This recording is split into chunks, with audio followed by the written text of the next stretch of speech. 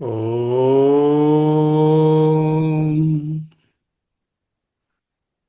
ఓం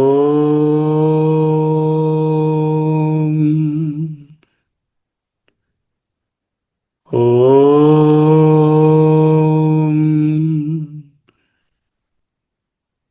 స్థిర సుఖమాసనం, సన్యాసము, త్యాగం. ఈ పదముల విశ్లేషణ ఏమిటి? వీటి లోతైనటువంటి తాత్పర్యార్థం ఏమిటి అనే విషయాన్ని మన కోసం అర్జునుడు గారు ప్రశ్నించడం జరిగింది. సన్యాసస్య మహాబాహో తత్వం ఇచ్ఛామి వేదితుం త్యాగస్య హృషికేశ పృథక్ కేసి నిషూదన. దానికి ఆన్సర్గా కామ్యానాం కర్మణాన్యాసం సన్యాసం కవయో విదుః సర్వకర్మ ఫలత్యాగం ప్రాహుత్యాగం విచక్షణం. Is giving the view points by learned men. Four, five viewpoints he is giving. What is the first viewpoint? కామ్యానాం కర్మణాన్యాసం సన్యాసం కవయో విదుః.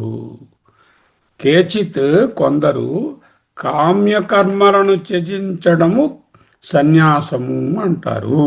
కామ్యానాం పరిత్యాగం సన్యాసం. సన్యాస శబ్దార్థం అనుష్ఠేయత్వేన ప్రాప్యస్య అనుష్ఠానం కవయః పండితాః కేచిత్ విదుః విజానంతి. అంటే కామ్యకర్మలను అన్నిటినీ త్యజించడము, నిషిద్ధ కర్మని ఎలాగూ చేయడు, ప్రాయశ్చిత్త కర్మలతో సంబంధం లేదు, దేహధారణ కర్మలు ఎలాగూ చేయాలి, నిత్య నైమిత్తిక కర్మలు వీడు కంటిన్యూ చేస్తాడు అనేటటువంటిది ఒక వ్యూ పాయింట్. రెండవ వ్యూ పాయింట్ ఏమిటి? సర్వకర్మ ఫలత్యాగం ప్రాహుత్యాగం విచక్షణ. అన్ని కర్మల యొక్క ఫలాన్ని త్యాగం చేయడమే త్యాగం అంటారు అని చెప్పారు. భగవత్పాదులు అన్నారు, త్యాగం అన్నా సరే సన్యాసం అన్నా సరే రెండు ఒక్కటే అర్థాన్ని ఇస్తాయి. ఈ పదాలు రెండు పదములకు రెండిటికి కూడా వేర్వేరు అర్థం లేదు. ఇది కామ్యకర్మ పరిత్యాగ ఫల పరిత్యాగో వా అర్థో వ్యక్తవ్యే సర్వదా అపి త్యాగమాత్రం సన్యాస త్యాగ శబ్దయో ఏకో అర్థ. సన్యాస త్యాగ శబ్దాలకు ఒకటే అర్థము. నా ఘటపటవు శబ్ద ఇవ. ఘటము పటము అనే శబ్దములాగా నా జాత్యంతర భూతార్థవు. వేరువేరు విషయాలు కావు. పూర్వపక్షం అంటున్నారు అప్పుడు, నన్ను నిత్య నైమిత్తికానాం కర్మాణం ఫలం ఏవ నాస్తి ఇది ఆహు. నిత్య నైమిత్తిక కర్మలకు వేరే ఫలం ఉండదని శృతి చెప్తోంది. అవి మామూలుగా కొనసాగుతూనే ఉంటాయి, వాటికి ఫలమే ఉండదు. చేయకపోతే దోషం వస్తుంది కానీ చేస్తే పాజిటివ్గా ఫలం ఏది రాదు అని కర్మకాండలో చెప్పారు కదా అంటున్నారు. నన్ను నిత్య నైమిత్తికానాం కర్మణం ఫలం ఏవ నాస్తి ఇది ఆహు. కహా, ఎక్కడ చెప్పారు? కర్మకాండలో చెప్పారు. నిత్య నైమిత్తిక కర్మలు కొనసాగించుతూ ఉండాలి. అవి చేయడం వల్ల ప్రత్యేకంగా నీకు పుణ్యం అంటూ ఏది రాదు, ఫలం అంటూ ఏది రాదు. చేయకపోతే మట్టుకు నీకు దోషం ఏర్పడుతుంది. ముందు కూడా చూసాం ఆ విషయం. కథం ముచ్యతే తేషాం ఫలత్యాగ హేతి. వాటి యొక్క ఫలాన్ని విడిచిపెట్టుట అని ఎలా చెప్తారు? వాటికి ఫలమే లేదంటున్నారు కదా నిత్య నైమిత్తిక కర్మలకు. సర్వకర్మ ఫలత్యాగం అన్నప్పుడు నిత్య నైమిత్తిక కర్మల తాలూకా ఫలం అని చెప్పడంలో అర్థం లేదు కదా. ఎందుకు? నిత్య నైమిత్తిక కర్మలకు ఫలమే ఉండదు, నెగటివ్ ఇదే ఉంటుంది, దోషమే ఉంటుంది. కానీ చేయకపోతే చేస్తే ఫలమే ఉండదని చెప్పబడింది కదా అని పూర్వపక్షం అడుగుతున్నారు. యథా వంధ్యాయా పుత్రత్యాగ. ఒక వంధ్య అంటే ఒక బ్యారన్ ఉమెన్, పిల్లలు లేని తల్లి పుత్రుణ్ణి త్యాగం చేసిందిట. ఎలా చేస్తుంది? వాడి దగ్గర పుత్రుడే లేడు, పుత్రుడు ఉంటే కదా త్యాగం చేస్తుంది. అది వాళ్ళ argument, it's not the conclusion. దానికి సిద్ధాంతం చెప్తున్నారు. ఏమంటున్నారు? నిత్యానామపి కర్మాణం భగవతా ఫలవత్వస్య ఇష్టత్వాత్. నిత్య నైమిత్తిక కర్మలకు కూడా ఫలము కలదని భగవతా ఫలవత్వస్య ఇష్టత్వాత్. భగవంతుని అభిమతము. వక్షతి భగవాన్ అనిష్టం ఇష్టం ఇది. అంటే ముందు చెప్పబోతున్నారు, వక్షతి సుఖరూపమైన ఫలము అని, దుఃఖరూపమైన ఫలమని, ఇష్టం అనిష్టం మిశ్రం అంటూ ఒక శ్లోకం రాబోతుంది. అందులో 3 రకములైన ఫలములను చెప్తారు. నతు సన్యాసినం ఇతిచ్చ. సర్వసంగ పరిత్యాగులకైతే ఈ ఫలములు ఉండవని భగవానుడు 18:12లో చెప్పబోతున్నారు. అక్కడ ఇష్టం, అనిష్టం, మిశ్రమం అనేటటువంటి ఫలములు సన్యాసులకు ఉండవు అని రాసిపెట్టింది ఆ శ్లోకంలో. కాబట్టి నిత్య నైమిత్తిక కర్మలు చేస్తున్నటువంటి ఈ సోకాల్డ్ గృహస్థులకు కూడా వాటిని కూడా త్యాగం చేయాల్సి ఉంటుంది అనే అభిప్రాయం ఈయన ఎక్స్ప్రెస్ చేశారు. నతు సన్యాసినాం ఇది సన్యాసినాం యావహి కేవలం కర్మఫల సంబంధ దర్శయన్ అసన్యాసినాం నిత్యకర్మఫల ప్రాప్తిం భవత్యాగినాం ప్రేత్య ఇది దర్శయతి. 18:12లో చెప్పబడుతోంది ఏమిటి? సర్వసంగ పరిత్యాగులకు మాత్రమే కర్మఫలముతో సంబంధం లేదని నిరూపిస్తూ త్యాగులు కాని వారికి ఫలము కలుగుతుంది. అంటే నిత్యకర్మలకు కూడా ఫలం ఉంటుంది, పుణ్యఫలం ఉంటుంది అని. సర్వసంగ పరిత్యాగం ఎప్పుడైతే జరుగుతుందో అప్పుడే వాటి యొక్క సర్వసంగ పరిత్యాగులు కాని వాళ్లకు నిత్య నైమిత్తిక కర్మ ఫలము ప్రాప్తమని 18:12లో నిరూపించబోతున్నారు. అది. So what did we understand till now? This is a lot of discussion. I don't think it is going to be over in 1 or 2 days. So what should I renounce? What I need not renounce? This is the discussion. One sentence is important. What is that? Karma సన్యాసమన్నా కర్మ త్యాగమన్నా ఇంచుమించు ఒక్కటే, రెండు ఒకే అర్థాన్ని ఇస్తున్నాయి. కొంతమంది కామ్యకర్మలను త్యజించడమే సన్యాసం అన్నారు, నిత్య నైమిత్తిక కర్మలు కంటిన్యూ చేయండి అన్నారు. ఇంకొకరు ఏంటన్నారు? అన్ని కర్మల యొక్క ఫల త్యాగాన్ని చేయండి అంటే అన్ని కర్మల యొక్క కర్తృత్వాన్ని కూడా వదులుకోండి. భోక్తృత్వాన్ని వదులుకోవాలంటే కర్తృత్వాన్ని వదులుకోవాలి. లేకపోతే కర్తృత్వం ఉంటే భోక్తృత్వం లేకపోయినా ఫలం వస్తుంది.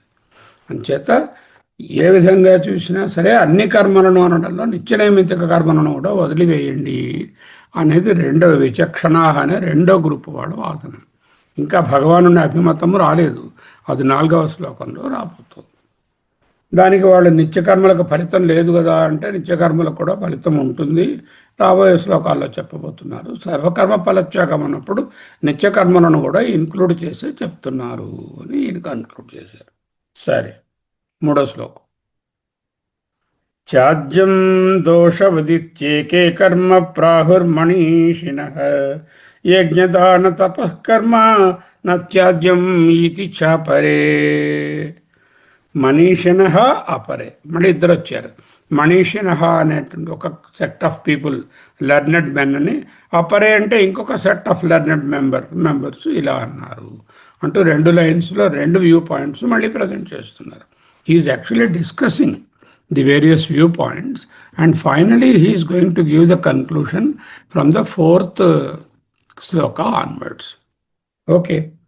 Tyajyam doshavat ityeke karma prahur manishinah yajnadana tapah karma natyajyam iti chapare. అక్కడ దోషవత్ అనే ఒక మాట ఉన్నది, దానిని 2 విధాలుగా తీసుకోవచ్చు అంటూ చెప్పబోతున్నారు. ఏకే అంటే ఒక పక్షం వాళ్ళు, కొందరు, మనీషిణః మహాత్ములు, విద్వాంసులు, కర్మ ప్రతి కర్మయు దోషవత్ దోషయుక్తమే కనుక అది త్యాజ్యం త్యజింపదగినదే ఇతి అని ప్రాహు పలికెదరు. ఏం చెప్తున్నారు? కొందరు ఏమంటున్నారు? కొందరు విద్వాంసులు ప్రతి కర్మ కూడా దోషయుక్తమే కనుక అది త్యజింపదగినదే అని పలికారు కొంతమంది. అంచేత సర్వకర్మ ఫలత్యాగంలో నిత్య నైమిత్తిక కర్మలను కూడా కలిపారు అని ఒక వ్యూ పాయింట్. అపరేచ మరికొందరు యజ్ఞదాన తపఃకర్మ అంటే ఇక్కడ 4 తీసుకోకూడదు. యజ్ఞము, దానము, తపస్సు, కర్మ అని కాదు. యజ్ఞకర్మ, దానకర్మ, తపఃకర్మ, కర్మను 3టికి జోడించాలి. యజ్ఞదాన తపః కర్మ అంటే యజ్ఞకర్మ, దానకర్మ, తపఃకర్మ అనేటువంటి త్యాజ్యం త్యజింపరానివి, ఎట్టి పరిస్థితులను యజ్ఞము, దానము, తపస్సు అనేటటువంటి మానకూడదు సుమి అని కొందరు అభిప్రాయపడ్డారు. ఇది ఆహుహు అని పేర్కొందురు. ఇది సంగ్రహ సారాంశం ఈ శ్లోకానికి. ఏమిటి? A set of learned men say that every karma must be renounced. Why? Every karma is associated with dosha. Every karma is filled with dosha. What is the dosha? Acquiring punya also is dosha in the sense of punarjanma. Acquiring papa also is dosha. అక్కడ దోషవత్ అనే ఫ్రేజ్ని రెండుగా వాడుకోవచ్చు అన్నారు. దోషవత్ అంటే పంచమీ విభక్తిలో ఉంది. దోషము వలే అని ఒక అర్థం, లేకపోతే దోషము కలిగినది, బుద్ధిమత్, జ్ఞానమత్, బలవత్ అన్నట్టుగా దోషవత్ అంటే దోషముతో కూడినది అని ఒక అర్థం. లేదు దోషవత్ అంటే దోషము వలె అనే పంచమీ అర్థం తీసుకుంటే రాగద్వేషాదులు ఏ విధముగా దోషాలను కలిగిస్తాయో ఆ దోషాలలాగే కర్మ కూడా దోషమే అంటూ చెప్పినట్టుగా రెండు అర్థాలు చెప్తున్నారు ఆయన.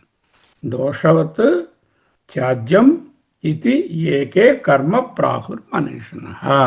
ఒక సెట్ ఆఫ్ పీపుల్ సకల కర్మలను ఏ విధముగా రాగద్వేషాలను త్యజిస్తావు, లేకపోతే ఆ విధముగా ఈ కర్మలను అన్నిటినీ కూడా దోషము కలిగినవి కనుక వాటిని కూడా త్యజించాలి. రెండవ పార్ట్ ఏం చెప్పారు?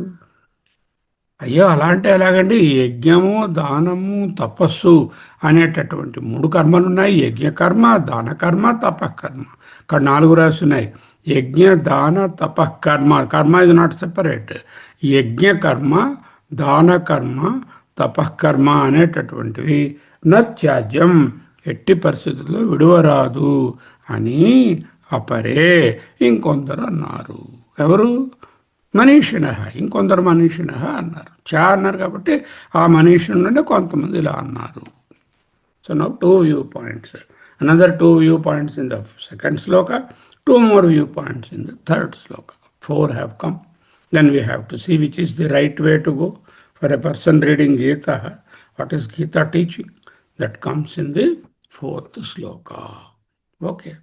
Now, we'll have to discuss deep into this particular verse. As per the Bhashyam, lot of discussion is there.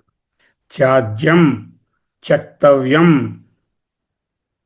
విడిచిపెట్టదగినది, దోషవత్ అంటే దోషము కలది కావున, బలవత్, గుణవత్ అంటాం కదా. బలవత్ అంటే బలము గలది, గుణవత్ అంటే గుణము కలది, బుద్ధిమత్ బుద్ధి కలది, దోషవత్ దోషము కలది కావున త్యాజ్యం విడిచిపెట్టదగినది. అది ఏమిటి? కర్మ. దోషవత్ త్యాజ్యం కర్మ. దట్ ఈస్ ద శ్లోక. కర్మ బంధహేతువు కనుక సకల కర్మలను నిత్య నైమిత్తిక కర్మలతో సహా విడిచిపెట్టదగినవే, విడిచిపెట్టాలి. అధర్మాన్ని విడిచిపెట్టండి అని వేరే పని కట్టుకొని చెప్పక్కర్లేదయ్యా అన్నట్టుగా అస్తి ఇది దోషవత్ అంటే దోషం అస్తి ఇది అస్య దోష అస్తి ఇది దోషవత్. దాని యందు దోషము కలదు కాబట్టి దానిని త్యజించాలి. కిం తత్ కర్మ. అది ఏమి? కర్మ దోషవత్ త్యాజ్యం. ఎందుకు? బంధహేతుత్వాత్ సర్వం ఏవ. బంధహేతువైనటువంటి సర్వమును విడిచిపెట్టాలి. అథవా లేదా దోషో యథా రాగాది త్యజ్యతే తథా త్యాజ్యం ఇది ఏకే.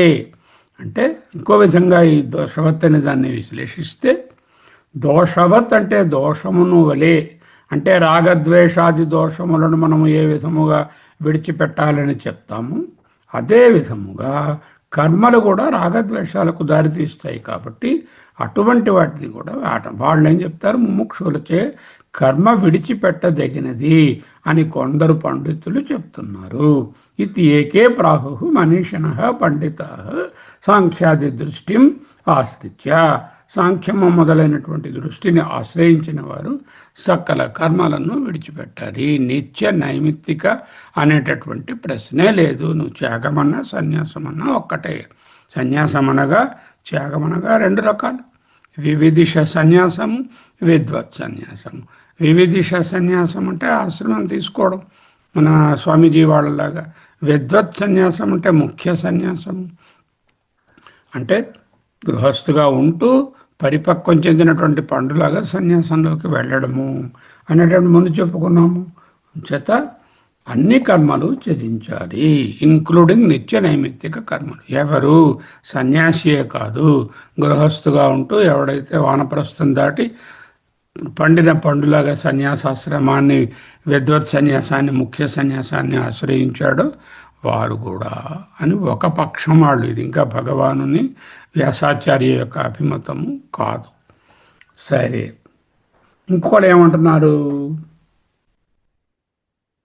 తత్ర తత్ర ఏవ అంటే ఇటువంటి విషయంలో యజ్ఞదాన తపఃకర్మ నత్యాజ్యం ఇది చ అపరే. యజ్ఞదాన తపఃకర్మలను త్యజించరాదు అంటూ చెప్పారు. అంటే కొంతమంది అన్నారు యజ్ఞదాన తపఃకర్మలను ఆచరించాలి అంటూ చెప్పారు అన్నారు. అంటే ముముక్షువులైనచో కర్మను విడిచిపెట్టవలనని వారి అభిప్రాయం అలా చెప్పడంలో. ఎవడైతే జ్ఞానాన్ని ఆశ్రయించాడో, జ్ఞాని అవుతాడో, వాడికి యజ్ఞము దానము తపస్సు మరి ఉండవు. అది వాళ్ళ గురించి మాట్లాడినటువంటి మాట కాదు. అయితే ఎవరి గురించి మాట్లాడినటువంటిది? కర్మిణః ఏవ అధికృతాన్ అపేక్ష. కర్మాధికారమునందు, కర్మయందు అధికారము కలిగిన వారిని దృష్టిలో ఉంచుకుని కర్మిణః ఏవ అధికృతాన్ అపేక్ష ఏతే హి వికల్ప. ఈ విధమైనటువంటి విశ్లేషణ కర్మాధికారము కలిగినటువంటి గృహస్థాదుల వాదులను ఉద్దేశించి మాత్రమే యజ్ఞదాన తపకర్మలను వదలాలి వదలకూడదు అనేటటువంటి వికల్పాలు కానీ సకలములైన కామనులకు అతీతంగా సన్యసించి ఆత్మానుసంధాన తత్పరుడైనటువంటి జ్ఞాని వివిధిష సన్యాసము కావచ్చు, విద్వత్ సన్యాసము కావచ్చు, వాళ్ళని ఉద్దేశించి కాదు అని రాస్తున్నారు. కర్మిణః ఏవ అధికృతాన్ అపేక్ష. కర్మల యందు ఎవరికి అధికారము కలిగి ఉన్నదో వాళ్ళని దృష్టిలో ఉంచుకునే ఏతే హి వికల్పాః. ఈ డిస్కషన్స్ అంతా దాని గురించే. నతు జ్ఞాననిష్టాన్ వ్యుత్థాయినః. ఎవరైతే జ్ఞాననిష్టాల్లో ఉండి వీటన్నిటిలోంచి ఏషణల నుంచి వ్యుత్థానము అంటే దాటిపోయినటువంటి, లేచిపోయినటువంటి, పైకి వచ్చినటువంటి సన్యాసిన అపేక్ష నతు.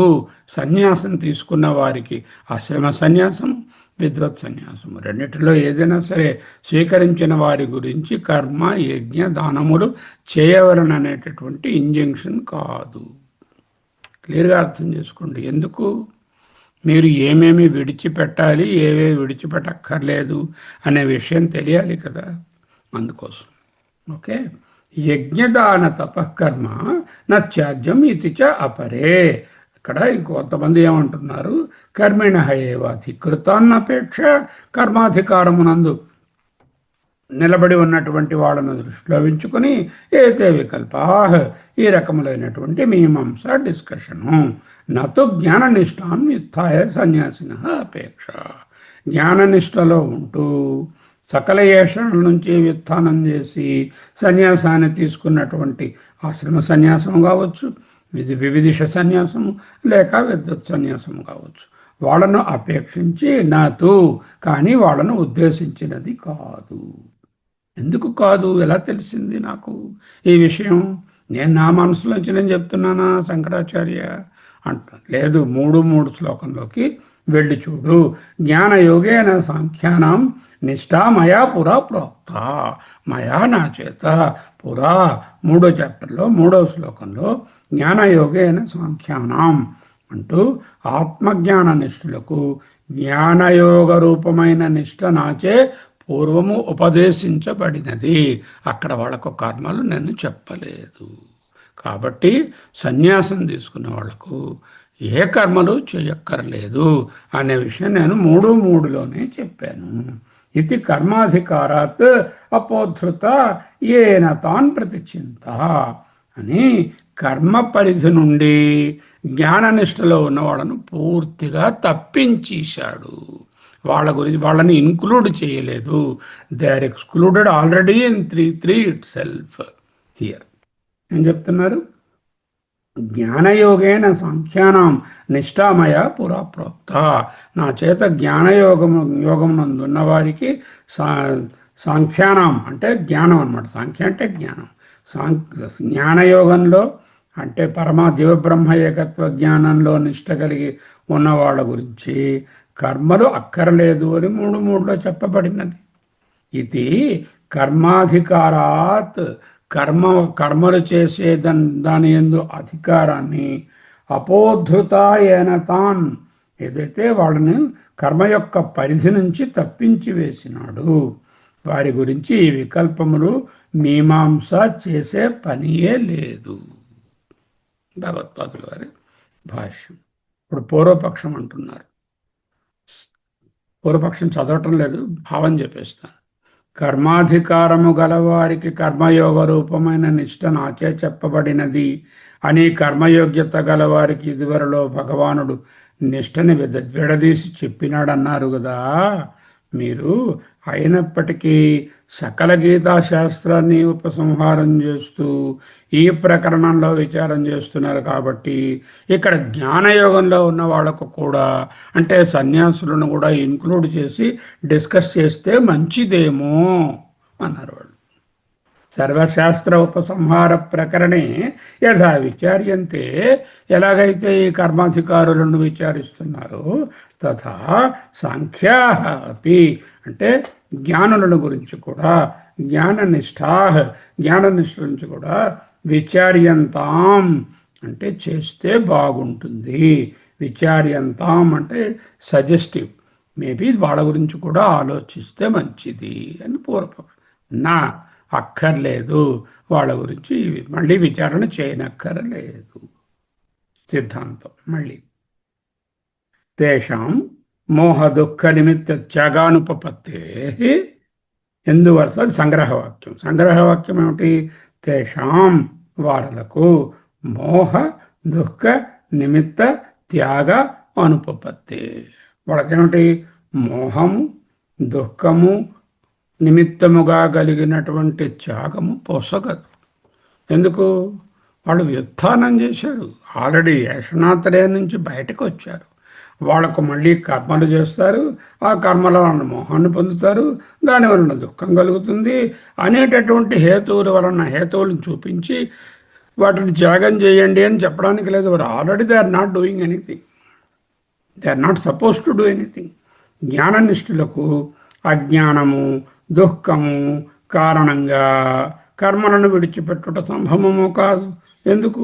జ్ఞానయోగులు ఆత్మయందు ఆత్మస్వరూపమునందే దేహమునకు కలిగే శ్రమను కానీ కారణాన్ని కానీ దుఃఖాన్ని కానీ వారు స్వీకరించరు. దేహభావమే వారికి లేదు. దేహభావంలో ఉంటే కదా ఈ కర్మ చేయడం వల్ల ఈ పుణ్యం ఈ కష్టం వస్తుంది, వదలాలి అని బాధ. వాళ్ళ కర్మలకు అతీతంగా దేహభావంలో లేరు కాబట్టి వాళ్ళకు ఇది అప్లై అవ్వదు అని మళ్ళీ చెప్తున్నారు. నా కాయక్లేశ నిమిత్తాన్ని దుఃఖాన్ని సాంఖ్య ఆత్మని పశ్యంతి నా పశ్యంతి. ఎవరు?